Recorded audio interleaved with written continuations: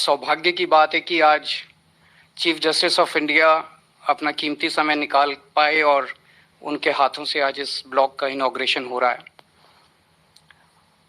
पिछले कुछ सालों में as chief minister of Delhi मैंने कई जगह अलग अलग मौके पे मैं हमारी जो जुडिशरी की अलग अलग फैसिलिटीज़ बनी हैं उनका इनॉग्रेशन में मुझे मौजूद रहने का मौका मिला, उसका हिस्सा रहने का मौका मिला। कुछ साल पहले जो कॉमर्शियल कोर्ट्स बने थे दिल्ली हाई कोर्ट में, उसमें मैं मौजूद था। वो कॉमर्शियल कोर्ट्स भी बहुत शानदार कोर्ट्स बने हैं। जो भी देखता है वो अचंभे में दांतों तले उंगली दबा लेता है। थोड़े दिन पहले मैं कड़कड़डूमा कोर्ट गया था। कड़कड़डूमा कोर्ट में जस्टिस कौल साहब भी मौजूद थे वहाँ पे। वहाँ भी बहुत शानदार बिल्डिंग बनी थी, बहुत शानदार कोर्ट्स बने थे। और वहाँ पे किसी ने मजाक में बोला था अपने भाषण में कि हिंदी की फिल्मों में जो कोर्ट रूम दिखाया जाता था अभी तक वो बड़ा टूटा फूटा होता था। अब दिल्ली की जुडिशरी में जिस तरह के कोर्ट रूम बनने लगे हैं, लगता है फिल्म वालों को अपने सेट्स बदलने पड़ेंगे और इस तरह के मॉडर्न कोर्ट रूम दिखाने पड़ेंगे। लेकिन हम सब लोग मानते हैं कि दिल्ली की जुडिशरी का जो इंफ्रास्ट्रक्चर है that is one of the best in the country. हमारे से पहले वाली सरकारों ने बहुत काम किया, हमने भी इस बारे में बहुत काम किया। हमारी भी टॉप मोस्ट प्रायोरिटी हमेशा जुडिशरी रहती है। जाहिर तौर पे किसी भी सरकार के पास रिसोर्सेज की कमी रहती है, रिसोर्सेज लिमिटेड होते हैं, लेकिन प्रायोरिटी की बात होती है। जिस चीज़ की प्रायोरिटी होती है उसको रिसोर्सेज ज़्यादा दिए जाते हैं, जिस चीज़ की प्रायोरिटी कम होती है उसको रिसोर्सेज कम मिलते हैं। आपको ये जान के खुशी होगी कि जब हमारी सरकार बनी थी उसके पहले वाले साल में फाइनेंशियल ईयर 13-14 में दिल्ली जुडिशरी को दिल्ली सरकार से लगभग 500 करोड़ के फंड मिलते थे।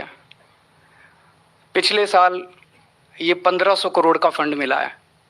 तो पिछले 7 साल के अंदर लगभग 3 गुना पैसा दिल्ली सरकार से जुडिशरी को दे रहे हैं हम लोग।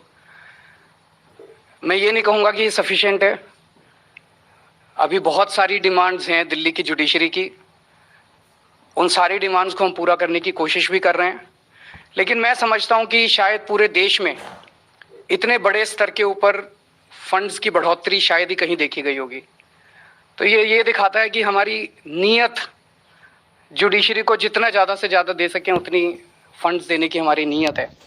हमारी प्रायोरिटीज़ के अंदर जुडिशरी सबसे टॉप पे आती है। इंडिपेंडेंस ऑफ जुडिशरी तो तभी रहेगी जब उसके पास सफिशिएंट काम करने के लिए पैसा होगा। अगर जुडिशरी के पास सफिशिएंट काम करने के लिए पैसा नहीं होगा तो फिर वो इंडिपेंडेंट कैसे रह सकेगी। तो मैं एक तो ये आश्वासन देना चाहता हूँ कि हमारे लिमिटेड रिसोर्सेज के अंदर जितना बन पड़ेगा आने वाले समय में भी हम उतना पूरा फंड्स अवेलेबल कराते रहेंगे और किसी चीज़ की कोशिश करेंगे, किसी चीज़ की कमी नहीं होनी चाहिए। आज एक बड़ा अच्छा दृश्य है स्टेज के ऊपर कि स्टेज पे आज केंद्र सरकार भी मौजूद है, दिल्ली सरकार भी मौजूद है, सुप्रीम कोर्ट भी मौजूद है, हाई कोर्ट भी मौजूद है। ऐसा अद्भुत दृश्य कभी कभी देखने को मिलता है।